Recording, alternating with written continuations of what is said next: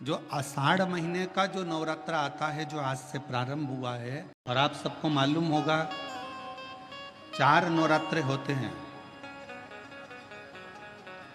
उन 4 नवरात्रे में 2 नवरात्रे गुप्त माने गए, और उसमें भी जो आषाढ़ महीने का जो नवरात्र आता है, जो आज से प्रारंभ हुआ है, कहते हैं अगर कोई स्थिर होकर एकांत में बैठकर भगवान शंकर के नाम का मात्र संबोधन श्रवण कर लेता है, सुन ले, गुनगुना ले, शिव को याद कर ले, तो कहते हैं शिव और शक्ति की दोनों की कृपा उसके ऊपर बनी ही रहती है। आज से नवरात्रे प्रारंभ हुए हैं, 9 दिन तक। ये गुप्त नवरात्रे के 9 दिन, अगर आपको ऐसा लगता है कि शिवजी आप बाबा मेरी नहीं सुन रहा, बहुत संघर्ष का जीवन चल रहा है, बहुत परेशानी का जीवन चल रहा है, बहुत कष्ट का जीवन चल रहा है, और कोई मंजिल, कोई राह, कोई मार्ग दिख ही नहीं रहा, तुम्हारा कैसा भी दुख है, इससे 9 दिन तक का एक नियम ले लो गुप्त नवरात्रे में कि मुझे शिवजी के मंदिर में अशोक सुंदरी वाली जगह पर एक बेलपत्र माँ हेमवती माता के नाम से, कौन सी माता? हेमवती, माँ हेमवती के नाम से एक बेलपत्र अशोक सुंदरी वाली जगह पर समर्पित करूंगी। 9 दिन का एक नियम धारण करो, और 12वें या 15वें दिन आप देखिए आपका जो दुख है मेरा बाबा उसको काट कर ही रहे। गुप्त नवरात्रे जो आज से प्रारंभ हुए हैं, गुप्त नवरात्रे जो आषाढ़ महीने का ये गुप्त नवरात्रा है, इस नवरात्रे में हेमवती माता का स्मरण करना, एक बेलपत्र का पूजन करना, या एक बेलपत्र के वृक्ष के नीचे आप 9 दिन तक भी, अगर मंदिर तक भी नहीं जा सकते, मंदिर में आप बेलपत्र रखने नहीं जा सकते, तो आपके घर के आंगन में, द्वारे पर, बगीचे में, आपके घर के पास अगर कोई बेलपत्र का पौधा है, वृक्ष है, उस बेलपत्र के वृक्ष के सामने एक बेलपत्र का पत्ता रखकर भी अगर आप उस पर जल चढ़ा रहे हैं या पूजन कर रहे हैं हेमवती माता के नाम से, तो उसका फल आपको मिलेगा। और मान लो बेलपत्र का वृक्ष भी नहीं है, हम मंदिर भी नहीं जा सकते, हम कहीं नहीं जा सकते, घर से बाहर कैसे निकलें? पानी तेज है, जलवृष्टि हो रही है, बहुत सा पानी है, तो क्या करें? अपने घर में जो शिवलिंग है, तुम्हारे घर में अगर जो शिवलिंग है, तुम्हारे घर में जो शिवलिंग विराजमान है, उसी शिवलिंग के साक्षी में, सम्मुख में भी अगर हेमवती माता का नाम लेकर अगर एक बेलपत्र समर्पित करोगे 9 दिवस तक, तो उसका फल मिलेगा जरूर, उसका फल मिलेगा। फिर से बोलो, कौन माता? हेमवती। कौन है ये? शिव महापुराण की कथा कहती है, जब माता पार्वती जी हिमालय राज के घर में प्रगटी और हिमालयों की कंदरा में बैठकर मां पार्वती जी तप साधना में लीन हुई, जितनी परीक्षा भगवान शंकर ले सकते थे, शिव जी ने सारी परीक्षा ली। ब्रह्मदेव परीक्षा लेने आए, भगवान नारायण परीक्षा लेने आए, इंद्रदेव आए, सप्तऋषि आए, सारे साधु संतों को परीक्षा लेने भेजा, पर मां उन परीक्षाओं में पास होती चली गई। तब भगवान शंकर ने दर्शन देकर कहा, पार्वती आज से तुम्हारा नाम हेमवती रहेगा। सुनो पार्वती, तुम्हारे इस नाम की आराधना जो तुम्हारे गुप्त स्वरूप में करेगा, उसको मनवांछित फल की प्राप्ति हो जाएगी। और शिव शक्ति की खूब आराधना करो, भगवान शंकर और पार्वती की खूब साधना करो, शिव पार्वती का भजन करो, शिव पार्वती का स्मरण करो, शिव पार्वती की भक्ति करो, मंत्र जाप करो, नाम जाप करो, कीर्तन करो, आराधना करो, साधना करो, वो फल देते हैं। आराधना साधना माँ अम्बा जगदम्बा की भी शिव के साथ। नवरात्रे में यदि प्रेमवश, नवरात्रे में अगर माँ जगतजननी जगदम्बा का, अम्बा का दर्शन करने के लिए माता रानी के मंदिर तक जा रहे हो, तो एक पुष्प की 9 पंखुड़ियां जरूर लेकर जाओ, या 9 पुष्प लेकर। और वो भी नहीं कर सकते, अपने घर में माँ जगत जननी को 9 चावल के दाने लाल चंदन में कर अर्पित करो। माँ को रिझाओ, देवी को रिझाओ। और शंकर की जितनी आराधना कर सकते हो, श्री शिवाय नमस्तुभ्यम। जैसे माताएं कहती हैं हम नवरात्र में माता जी का व्रत रख रहे हैं, हम नवरात्र में ये उपासना कर रहे हैं, हम नवरात्र में माता की ज्योत खड़ी कर रहे हैं, हम नवरात्र में माता का अनुष्ठान। बिल्कुल करो, अनुष्ठान करना जरूरी है। आप व्रत करती हो जरूर करो, आप साधना करती हो, आपके घर में जैसा होता है वैसा करो, आपके घर में जो होता है वो करो। पर साथ में नवरात्र में यदि प्रेमवश नवरात्र में अगर माँ जगतजननी जगदम्बा का अम्बा का दर्शन करने के लिए माता रानी के मंदिर तक जा रहे हो तो एक पुष्प की 9 पंखड़ियां जरूर लेकर जाओ, या 9 पुष्प लेकर। और वो भी नहीं कर सकते, अपने घर में माँ जगत जननी को 9 चावल के दाने लाल चंदन में कर कर अर्पित करो। माँ को रिझाओ, देवी को रिझाओ और शंकर की जितनी आराधना कर सकते हो, श्री शिवाय नमस्तुभ्यम। के ऊपर जब जब श्रीफल रखाता है, नारियल रखाता है, तो उस पर 5 बार 7 बार मोली नहीं लपेटी जाएगी, तो 9 ही बार लपेटी जाएगी। 5 या 7 बार लपेटते हैं तो कहते हैं कि लक्ष्मी की छिन्नता होती। जिसके यहाँ दिया अखंड जलाया जाता है, अगर वो दिए की बाती अगर दक्षिण दिशा की होती है तो उसके घर में साल भर में एक घात जरूर होती है। जो दिया अखंड जलता है उसकी बाती का मुख दक्षिण का नहीं होना चाहिए। अगर आपने देवी भागवत का स्मरण कराओ, देवी भागवत को अगर सुना हो तो देवी भागवत में स्पष्ट किया गया कि पूर्व की ओर मुख करा हुआ दिया, अर्थात पूर्व की ओर ज्योत जो जलाई जाती है वो संपदा की वृद्धि करती है। पश्चिम की ओर मुख कर जो ज्योत लगाई जाती है महाराज, वो वैभव को देती है। और उत्तर की ओर जो मुख कर ज्योत जलाई जाती है, उत्तर की ओर जो ज्योत का मुख रहता है वो आयु की वृद्धि करती है। तो कुमार के नवरात्रे हो, हर नवरात्रे में आप एक विशेष ध्यान रखें, प्रत्येक नवरात्रे में, कि हमें शंकर भगवान की शिवलिंग की पूजन करनी। और एक और बात समझ लें, 2 शिवलिंग का निर्माण नहीं भी कर सकते हैं तो एक शिवलिंग का निर्माण करें और उस शिवलिंग के पास में ही एक छोटा सा मिट्टी का ढेला रखकर मां जगतजननी जगदम्बा का भी पूजन कर सकते हैं। आपको नहीं बनाना 2 शिवलिंग, तो एक शिवलिंग एक मिट्टी का थोड़ा सा। ऐसा नहीं है कि मेरी माता दुर्गा भवानी पिंडी के रूप में नहीं पूजाती है। अगर मेरी माता पिंडी के रूप में नहीं पूजाती तो वैष्णो देवी में 3 पिंडियां विराजमान नहीं हो पाती। शंकर की आराधना करने से नवरात्र में शक्ति का बल बढ़ता।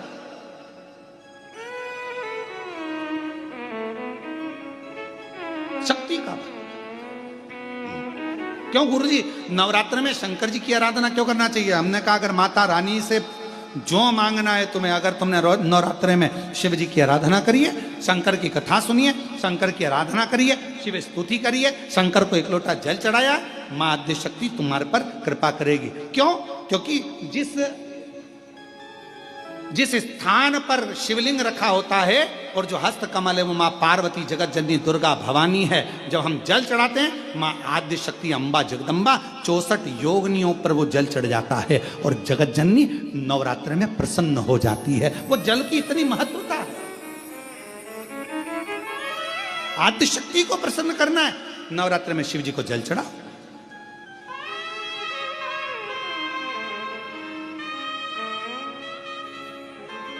कोई बेटा बेटी है, कोई एग्जाम दे रहे हैं, कंपटीशन एग्जाम में बैठ रहे हैं, सर्विस के लिए जा रहे हैं, नौकरी के लिए जा रहे हैं, नौकरी नहीं लग रही है, हम कहेंगे लाल पुष्प की पत्तियों को प्रत्येक किसी भी नवरात्रि के अंतर्गत 9 दिन का तुम नियम बना लो। जैसे कई माताओं का नियम रहता है, मेरा व्रत है, मैं दूध पर 1 गिलास दूध पर व्रत करूंगी, मैं नंगे पैर चलूंगी, मैं ये व्रत करूंगी, मैं वो व्रत करूंगी। मैं बेटा बेटियों से कहूंगा, नवयुवक बच्चों से कहूंगा, अगर आप कंपटीशन एग्जाम में बैठ रहे हो, अपनी पूरी मेहनत करो, पूरा परिश्रम करो, रात दिन एक करो और लगे रहो। और 9 दिन तक नवरात्रि में 9 लाल फूल की 9 पंखड़ियां या 9 कोई भी चावल लाल कलर में कर कुंकू में कर अगर माँ जगत जननी के मंदिर में नहीं जा सकते, वहां भीड़ रहे तो शिवलिंग की जो जलाधारी है, जहां पानी गोल घूमता है, इस जलाधारी पर कहीं पर भी नवरात्रे में 9 दिन तक या तो लाल फूल की पंखड़ी 9 या 9 चावल के दाने लाल कलर कर कुंकुम में, लाल चंदन में उस स्थान पर चढ़ाना प्रारंभ करो। 9 दिन के बाद तुम्हें 15 दिन और निकलेंगे, उसके बाद तुम्हें खुद लगेगा कि तुम्हारी जॉब, तुम्हारी नौकरी तुम्हारा बाबा ने लगाया है। शक्ति का बल, परिश्रम जरूर करना, मेहनत जरूर करना, रात दिन पढ़ाई एक साथ करना और अपने परिश्रम को नहीं छोड़ना। मेहनत जरूर करो पर साथ में ये प्रयोग भी करो नवरात्रि का। देखो शिव और शक्ति का बल तुम्हें प्रसन्नता देता है कि नहीं देता? शिव शक्ति का बल हमें प्रसन्नता देता है कि नहीं देता?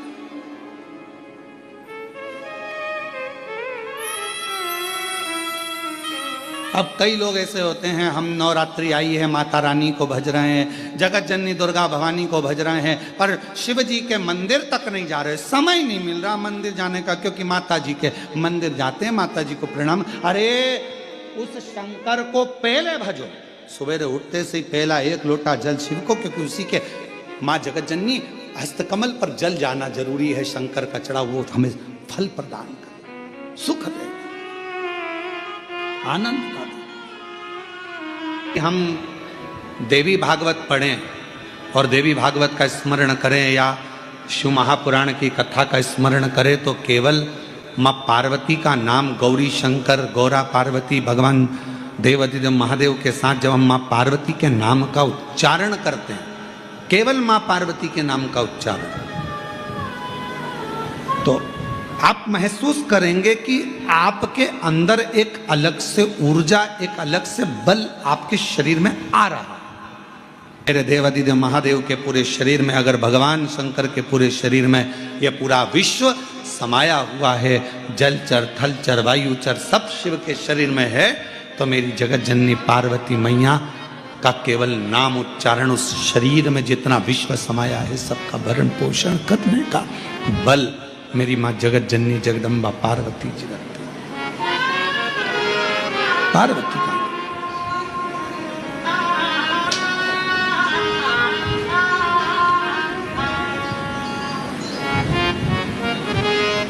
4 नवरात्रे होते हैं।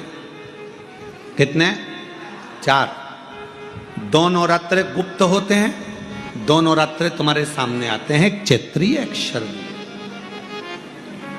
ये श्राद्ध विराम हो जाएगा, फिर नवरात्रे प्रारंभ हो जाएंगे, शरदीय नवरात्रे प्रारंभ। क्या केवल 4 नवरात्रे? क्यों? मां जगत जननी की आराधना 4 बार 4 नवरात्रे के रूप में क्यों होती है? हमारा बचपन, हमारी जवानी, हमारी अधेड़ी और हमारा बुढ़ापा, 4 अवस्था में यह नवरात्रे की जो साधना होती है, नवरात्रे में जो आराधना होती है, जो नवरात्रे में माँ आद्य शक्ति दुर्गा भवानी माँ पार्वती की पूजन होती है, माँ गोरा के रूप में, चंद्रघंटा के रूप में, स्कंद के रूप में, कुष्मांडा के रूप में, माँ कात्यायनी के रूप में, माँ कालरात्रि के रूप में, जब हम माँ आद्य शक्ति की आराधना करते हैं तो वो नवरात्रे हमारे शरीर को एक ऊर्जा देते हैं, एक एनर्जी देते हैं, एक बल देते हैं।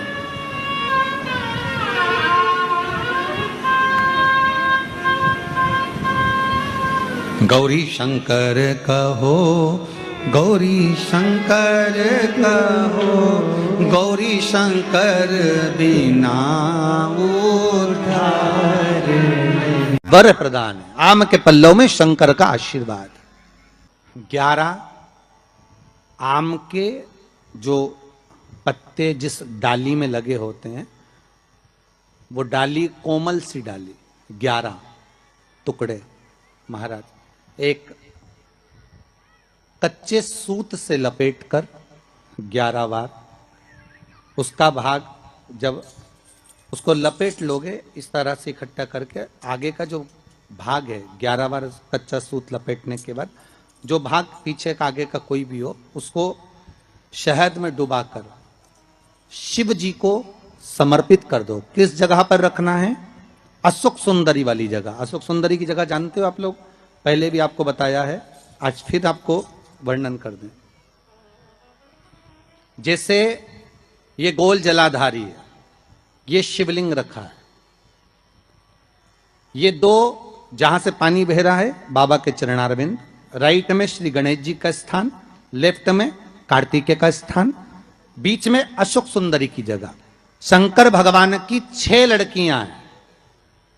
भगवान शंकर के 13 बच्चे, 13 बच्चों में से 6 लड़कियां, उस 6 लड़कियों में से एक लड़की का स्थान, भगवान शंकर की एक बेटी का स्थान, अशोक सुंदरी का स्थान सामने पद्म पुराण में स्पष्ट किया। ये स्थान अशोक सुंदरी का। शंकर भगवान की जलाधारी में पार्वती जी का हस्त कमल, ऊपर से जो एक एक बूंद पानी गिरता है, ये शंकर भगवान की 5 लड़कियों का स्थान है। जया, विषहरा, शामरी बारी, दौतली और देव। शंकर भगवान की 5 लड़कियां भगवान शंकर के मस्तक पे जल की धार गिरा रही हैं। बीच में जो अशोक सुंदरी का स्थान है महाराज, उस जगह पर शहद का मुख, जो शहद आपने भिंगोया है, उस शहद का मुख शंकर जी की ओर कर कर इसी में, इन्हीं नवरात्रि में शंकर भगवान के उस अशोक सुंदरी की जगह पर शहद का भाग शिव जी की ओर रख दें। महाराज, अगर घर में संपदा की कमी हो या कोई पैसा खा गया हो, रुपया नहीं दे रहा हो, पैसा अटक गया हो, तो उस शहद को शिव जी की ओर मुख कर कर उस आम के पल्लव की जो डंडी है उसको 11 डंडी को वहां रख दीजिए और उससे अपनी कामना कर कर आ जाइए।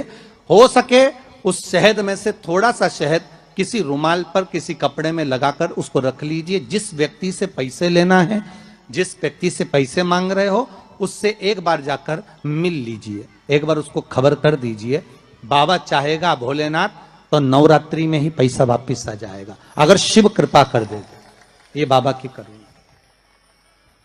आम का पल्लव कोई साधारण नहीं जिसको कलश के ऊपर रखा जाता है, शिव की कृपा। जिस आम के पेड़ पर स्वयं कामदेव चढ़कर भगवान शंकर के तीसरे नेत्र द्वारा जलकर भस्म हो जाते हैं, वो आम का पेड़ साधारण नहीं हो सकता।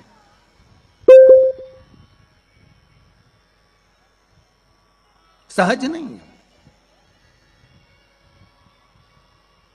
और वैसे भी शिव शिव है। घर में ज्यादा रोग हो, बीमारी हो, ज्यादा तकलीफें आ रही हो, कष्ट बढ़ रहा हो, बीमारियां बढ़ रही हो, या भय लग रहा हो, डर लग रहा हो, हृदय चित्त में कहीं ना कहीं आपको भय का भान हो रहा हो, तो एक लोटा पानी एक कलश में जल भर कर रख लीजिए और रात भर उसको रखे रहने दो। नवरात्रि चल रहा है, उस कलश को रात भर रखकर सुबह सुबह उस कलश में एक बेलपत्र डालकर उस जल को नीम के पेड़ के नीचे, जहां चैत्री नवरात्रि में नीम के पेड़ के नीचे सारी विद्याएं, आद्य शक्तियां, सारी देवी उस नीम के पेड़ के नीचे विराजमान रहती हैं। उस कलश में एक बेलपत्र डालकर रात भर रखकर उस जल को पूरे घर में घुमाकर उस नीम के पेड़ के नीचे समर्पित कर दीजिए महाराज। घर में भय लगना बंद हो जाएगा, कोई बड़ी बीमारी आपको घेरेगी नहीं और उस बीमारी से, उस रोग से आप मुक्त रहेंगे।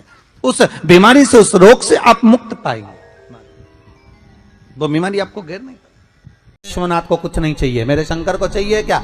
अगर आपके जीवन में ऐसा लगे कि बहुत बड़ी बीमारी आ गई और आपके घर का व्यक्ति वेंटिलेटर पर पड़ा हुआ है, तो शमी के वृक्ष के फूल ले आओ 7, और शमी के वृक्ष के 7 फूल लाकर एक एक फूल शंकर भगवान को श्री शिवाय नमस्तुभ्यम कहकर उस व्यक्ति के लिए जो पड़ा हुआ है, अंतिम सांसें गिन रहा है, जिसको अटैक आ गया, अंतिम सांसों में जो गिन रहा है, उसके नाम से भगवान शंकर पर चढ़ाना प्रारंभ कर दो। मात्र 7 पुष्प, उस शमी के वृक्ष के 7 पुष्प आप शिव को समर्पित करिए, उसका नाम और गोत्र बोलकर, और भगवान शंकर का मूल मंत्र श्री शिवाय, जम के बोलिए श्री शिवाय नमस्तुभ्यम बोलकर एक एक शमी का फूल शंकर पर चढ़ाना प्रारंभ कर दो।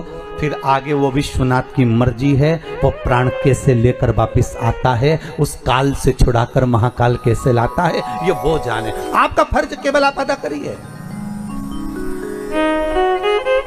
जब अंत में डॉक्टर भी हार जाते हैं, जब अंत में डॉक्टर भी कह देते हैं कि अब हमारे बस का नहीं है, अब तो उस परमात्मा के हाथ में, मतलब डॉक्टर को भी मालूम है कि एक और डॉक्टर बैठा हुआ, एक डॉक्टर और है, वो बस वो थोड़ा सा दूर तो रहता है और करीब भी बहुत है। कई लोग कहते हैं गुरुजी वो कैलाश पर रहता है बहुत, तो उनको बुलाएंगे तो आएंगे। हमने कहा कैलाश पर तो रहता ही नहीं है, जहाँ भक्त है वहाँ भगवान, वो दूर तो रहता ही नहीं। आप तो बस केवल उसको बुलाने का प्रयास करिए, आप दिल से बस उसको हाजिर, वो दिल से बुलाओ तो उसको।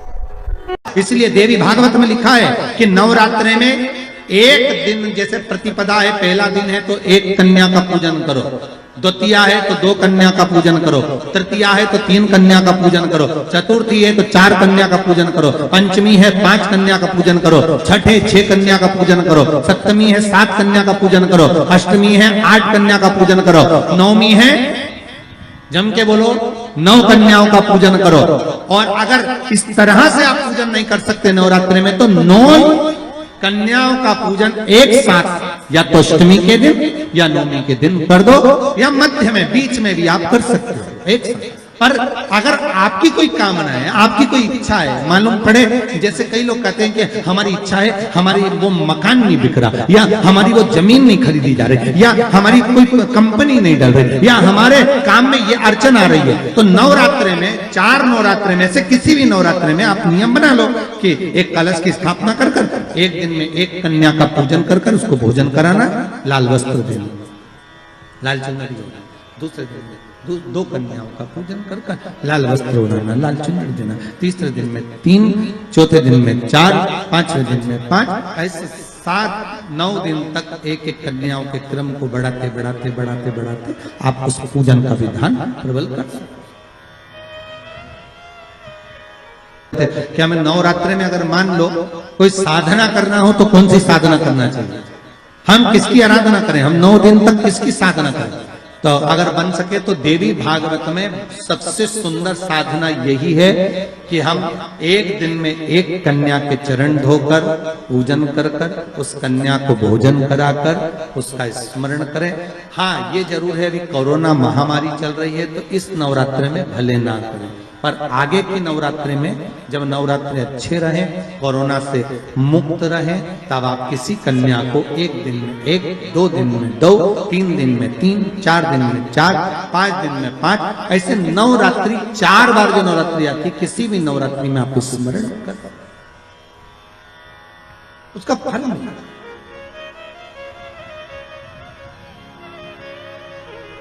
उसका फल होगा।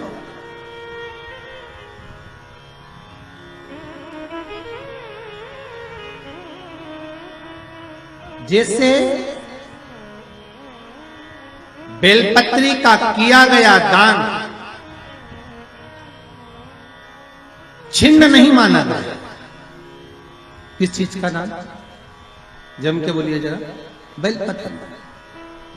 बेलपत्री का किया गया दान छिन्न दान नहीं है, समाप्ति नहीं होती। बेलपत्री अगर आपने कोई आपसे कहा जी तुम्हारे यहाँ बेलपत्री लगी है, जरा 8-10 दे दोगी क्या? बिल्कुल।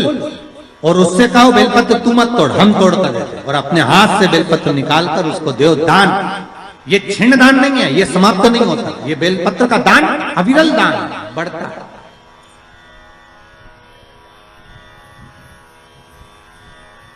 सुख का भान करना,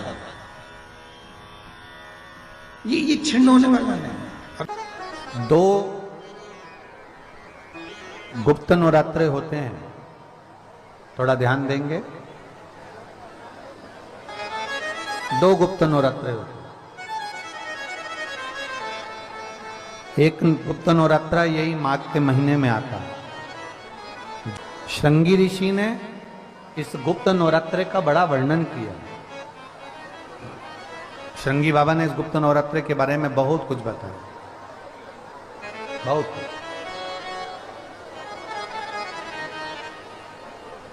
श्रृंगी बाबा गुप्त नवरात्रि के लिए कहते हैं कि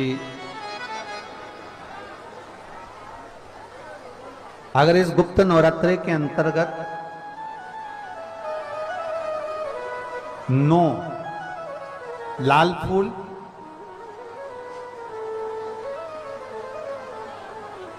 और 5 श्वेत पुष्प,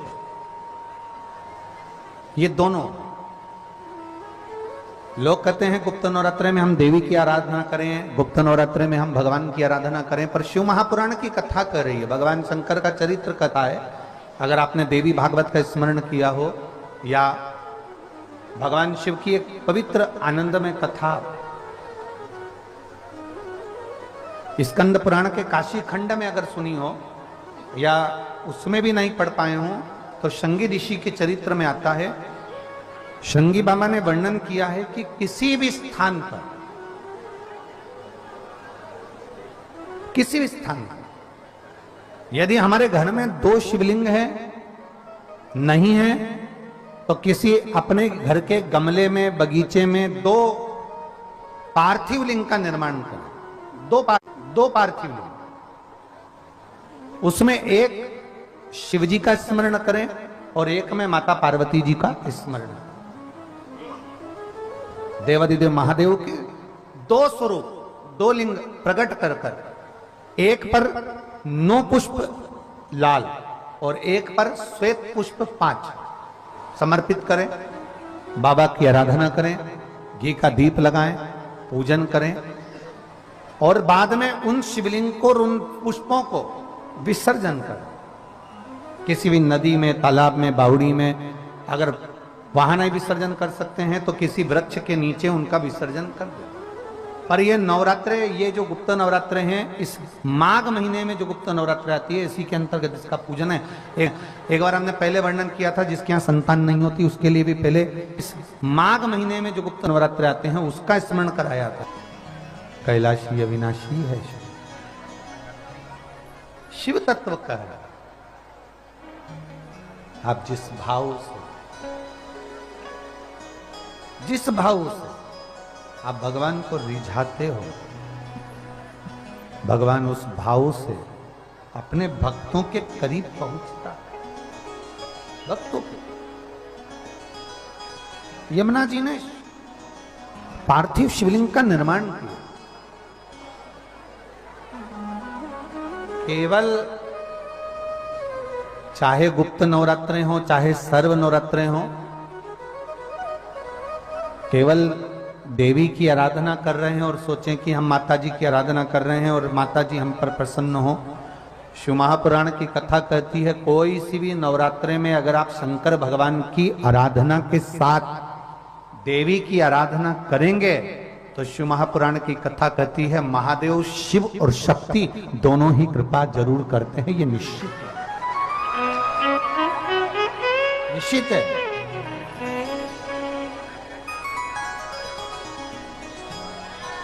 केवल एक शिव की आराधना कर लेना या शक्ति की आराधना कर लेना, हम शिव और शक्ति की दोनों की आराधना एक साथ करें। हम शिव और शक्ति की दोनों की आराधना, दोनों की आराधना। और हम तो दिन भी मौका लग जाए, कभी नवरात्रे पड़े, चाहे गुप्त नवरात्रे हो चाहे संपूर्ण विश्व को ज्ञात चैत्री और कुंवार के नवरात्रे हो, हर नवरात्रे में आप एक विशेष ध्यान रखें प्रत्येक नवरात्रे में कि हमें शंकर भगवान के शिवलिंग की पूजन करना। और एक और बात समझ लें, 2 शिवलिंग का निर्माण नहीं भी कर सकते हैं तो एक शिवलिंग का निर्माण करें और उस शिवलिंग के पास में ही एक छोटा सा मिट्टी का ढेला रखकर मां जगत जननी जगदम्बा का भी पूजन कर सकते। आपको नहीं बनाना 2 शिवलिंग, तो एक शिवलिंग, एक मिट्टी का थोड़ा सा। ऐसा नहीं है कि मेरी माता दुर्गा भवानी पिंडी के रूप में नहीं पूजाती है। अगर मेरी माता पिंडी के रूप में नहीं पूजाती तो वैष्णो देवी में 3 पिंडियां विराजमान नहीं हो पाती। जितने जितने शक्तिपीठ हैं, आप प्रत्येक शक्तिपीठ में दर्शन करने के लिए जाएंगे तो वहां पर भी आपको पिंडी का दर्शन होता ही है। प्रत्येक शक्तिपीठ, ऐसा नहीं कि मेरी मां पिंडी के रूप में फिर पूजाती नहीं है, वो भी पूजाती है। आप जिस भाव से भजेंगे, जैसे हम कहते हैं हमारे शहर में, हमारे सीहोर नगर में कुबेरेश्वर धाम कंकर शंकर की भूमि है। मतलब वहां जो गया है वो कंकर शंकर की आराधना करने के लिए गया है, कंकर शंकर की पूजन करने के लिए गया है। आपके घर में पितृदोष है, आपको ऐसा महसूस होता है, आपको लगता है, तो किसी भी नवरात्रि के पहले जो अमावस्या पड़ती है, गुप्त नवरात्रि, तो अंदाजा लगाइए। तो जिस दिन अमावस्या रहे उस दिन चावल की कटोरी में एक कपूर का टुकड़ा रख दीजिए महाराज, छोटा सा, और कपूर का टुकड़ा रखकर उस कपूर को दरवाजे के बाहर कटोरी में ही, चावल रखी हुई कटोरी में ही उसको पितरों का स्मरण कर कर जला दीजिए। और जलाने के बाद उस चावल को कहीं भी किसी भी वृक्ष की छांव में पक्षियों के लिए डाल दीजिए। शिव महापुराण की कथा कहती है, अगर मान लो पितृ आपको कष्ट दे रहे हैं, पितृ आपको तकलीफ दे रहे हैं, कोई काम नहीं होने दे रहे हैं, या कहीं आपको ऐसा लगता है कि पितरों का दोष है, तो वो पितृ दोष देवी, अब ये जो आप करेंगे ये कब कर रहे हैं? अमावस्या के दिन आप उसको रख रहे हैं, अमावस्या के दिन उसको रखकर रात भर आपने रखा कपूर के साथ में, सुबह एकम पड़ गई, नवरात्रि लग गई, उसी दिन उसको जलाकर आपने पटक दिया। अर्थात उससे देवी और पितृ इन दोनों का आशीर्वाद जो प्राप्त होता है, तो घर में से पितृदोष समाप्त होकर लक्ष्मी की वृद्धि प्रारंभ हो जाती है, कार्य में सिद्धता आ जाती है। मान लो अगर पितृदोष है तो करो, नहीं है बड़े अलमस्ती से रहो। तो जिस व्यक्ति का कोई कार्य सिद्ध नहीं हो रहा है, कोई कार्य अटक गया है, मिलन नहीं हो रहा है, कोई अदालत तक में बात पहुंच गई है और मालूम पड़े संबंध टूटने वाला है, लग रहा है कि ये ससुराल वाले नहीं रख रहे, या लग रहा है कि ये संबंध हमारा खराब होने वाला है, उस व्यक्ति को ये व्रत 9 दिन के धारण कर लेना चाहिए, जो माता जानकी जी ने वाल्मीकि बाबा से पूछ कर करा था, जो माता सीता जी ने वाल्मीकि बाबा से पूछ कर करा था। तो वाल्मीकि बाबा ने कहा, जानकी अये सीते सुनो, एक व्रत है, एक उपवास है, एक व्रत है, एक साधना है, अगर वो तुम कर लोगी 9 दिन तक, तो ये पक्का है कि तुम्हारे पति का दर्शन तुम्हें हो जाएगा, तुम्हारे पुत्रों को भी तुम्हारे पति का दर्शन हो जाएगा, उनके पिता का दर्शन। ठीक है, क्या उपाय? कहा शिव मंदिर में जाइए, पहले दिन 9 फूल कमल के हों, जो मिल जाए, परंतु एक जैसे फूल होना चाहिए। ये नहीं कि आज तुमने गुलाब का चढ़ाया, कल कमल का चढ़ा दिया, परसों गेंदा का चढ़ा दिया, नरसों चमेली का चढ़ा दिया, फिर रात रानी का चढ़ा दिया, ऐसे फूल ना चढ़ाए, एक जैसे फूल 9 दिवस तक। सीते हे जानकी, हे पुत्री, शिव मंदिर में जाकर अपने पति का स्मरण कर कर, कार्य का स्मरण कर कर 9 फूल प्रथम दिन घी का दिया लगाकर आप भगवान शंकर को कामना कर कर समर्पित करती हो। दूसरे दिन वही फूल दुगने हो जाना चाहिए, 18। तीसरे दिन फिर 9 जोड़ लो, 27, फिर 9 जोड़ लो, फिर 9 जोड़ लो, जोड़ते जोड़ते 90 दिन 81, कितने हो गए? ऐसे पुष्प शंकर भगवान को समर्पित करना। 10वां दिन होगा, पुत्री शिव कृपा करेंगे और तुम्हें अपने पति का दर्शन जरूर होगा। कर सकती हो? सीता जी बोली, कर तो लूंगी, पर दिक्कत एक है। क्या? इतने में फूल चढ़ाऊं और फूल नहीं मिले तो? इतने में वहीं पर लव खड़ा हुआ था, पुत्र लव खड़ा हुआ था। उसने कहा, मां चिंता क्यों करती है, फूल मैं ला कर दूंगा, तो बस व्रत धारण कर।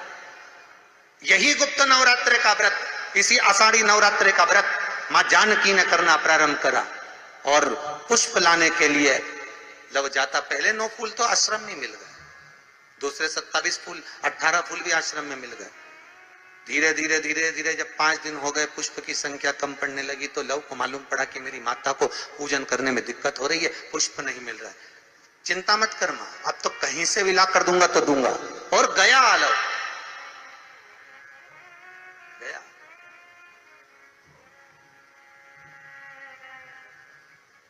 अयोध्या में पहुंच गए, जहां एक सुंदर सा सरोवर था। सरोवर के दरवाजे पर द्वारपाल खड़े हुए थे, अंदर नहीं जाने दिया, मुझे जाने दो, मुझे पुष्प चाहिए, मेरी माता पूजन कर रही। द्वारपालों ने पकड़ना चाहा, मना करा, नहीं माना। लव इनको पटक कर अंदर प्रवेश कर गया, फूल लेकर आया, माता को दिया। धीरे धीरे पुष्प आते रहे, चलता रहा। खबर पहुंच गई श्री राम जी महाराज के पास में कि कोई वाल्मीकि बाबा का शिष्य आता है और सरोवर के सारे कमल के फूल तोड़कर ले जाता है। बड़ा उद्दंड है, सैनिकों को मार देता है। सैनिक वो पड़े दूरों। राम जी को सूचना मिली, आज 9वां दिन था, माता जानकी इंतजार कर रही है पुष्प आए। इतने में चारों तरफ सेना को लगा दिया गया कि आज सरोवर का एक पुष्प नहीं जाना चाहिए, और लव का युद्ध प्रारंभ हो गया उस अयोध्या के सरोवर पर। अंत में सबको पटक कर लव 81 फूल लेकर पहुंचे और मां से कहा, मां आज आखिरी का दिन है, शिव को रिझा ले। और माता ने शंकर भगवान को फूल चढ़ाया। 10वें दिन सूचना आ गई वाल्मीकि बाबा के पास में, तुम्हारा कोई शिष्य है लव, बड़ा उद्दंडी है, या तो उसको लेकर आओ, नहीं तो हमारी सेना उसको पकड़ने के लिए आ रही है। और किस माता का पुत्र है उस माता को भी लेकर आना, और किस भाई का भाई है वो उसको भी लेकर आना।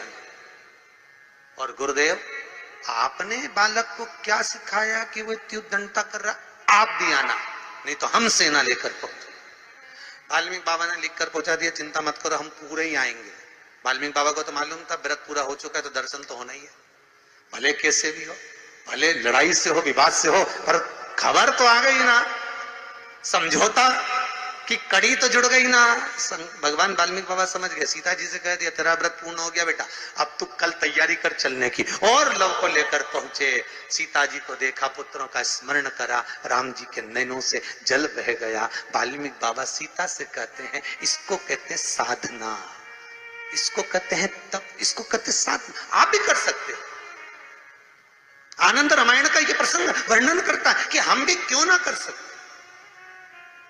गुप्त नवरात्रे चालू होंगे, गुप्त नवरात्र करो, आराधना, कुछ नहीं तो एक फूल तो शंकर को चढ़ाना चालू करो, कम से कम एक पुष्प तो चढ़ाओ।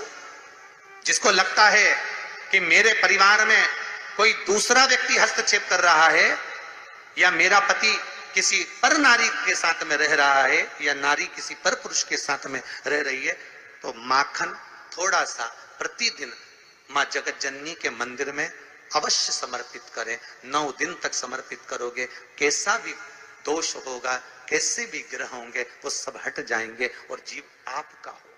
ये वो नवरात्र है जिसमें प्रेम आनंद बढ़ता है, स्नेह बढ़ता है। ये वो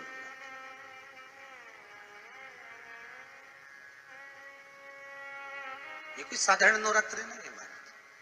भाई भाई में अगर द्वेष हो रहा है, विवाद चल रहा है, अदालत में बात चल रही है, कोई समझौता नहीं हो रहा, एक दूसरे से बातचीत बंद है, करो नवरात्र, यही गुप्त नवरात्र धारण करो। 9 दिन कुछ भी, आप बाबा को पुष्प समर्पित करो, फूल। लगता क्या है, कोई यहाँ लिखा तो आनंद रामायण में ये थोड़ी नहीं लिखा कि एक एक सोने की अंगूठी समर्पित करो। उन्होंने तो लिखा पुष्प, केवल पुष्प,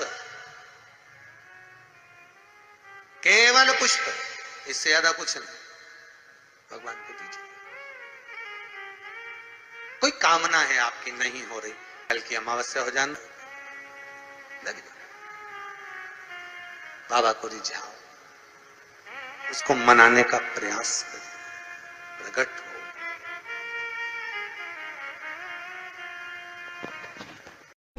लंबी बाती का प्रमाण अलग होता है। लंबी बाती क्यों लगाई जाती है? भगवान के मंदिर में, दीप में, देवियों की पूजन में, लक्ष्मी की वृद्धि के लिए।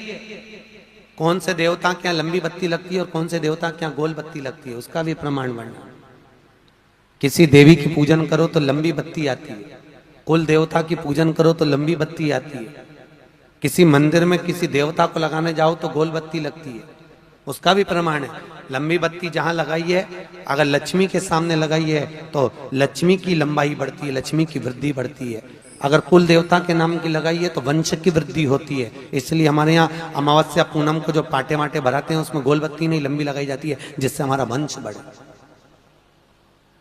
नवरात्रे में देवी जी की जो बाती लगाई जाती है वो लंबी लगाई जाती है, गोल नहीं। क्यों? क्योंकि जिससे माँ हम पर कृपा बना कर रखे, हमारा वंश खूब बढ़े, हमारे यहाँ लक्ष्मी की वृद्धि हो। स्थिर बाती गोल बाती लगाई जाती है ब्रह्मा के मंदिर में, इंद्र के मंदिर में, देवता के मंदिर में। तुलसी के सम्मुख में लंबी बाती नहीं लगती, तुलसी के सम्मुख में गोल बाती लगाई जाती है महाराज, जिससे स्थिरता का भाव केंद्रित हो, स्थिरता का भाव।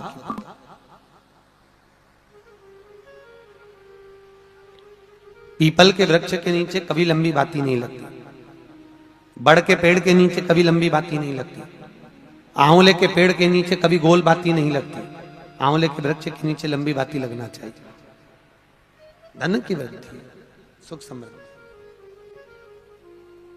तुलसी के पौधे के नीचे लंबी नहीं लगती, गोल बाती लगती।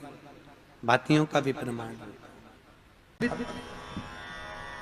प्रिय है पुष्प में आंक का पुष्प, जो आंकड़े का पुष्प होता है शंकर को बड़ा प्रिय है। और दूसरे नंबर पर शंकर को प्रिय है शमी का पुष्प, बहुत ध्यान देना महाराज।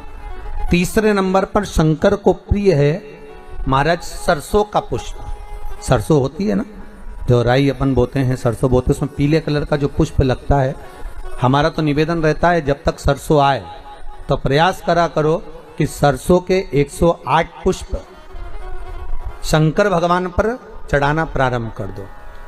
महाराज ये पक्का है कि वर्ष भर कोई बड़ी बीमारी आपको घेर नहीं सकती अगर सरसों के फूल शिव को चढ़ रहे हैं तो।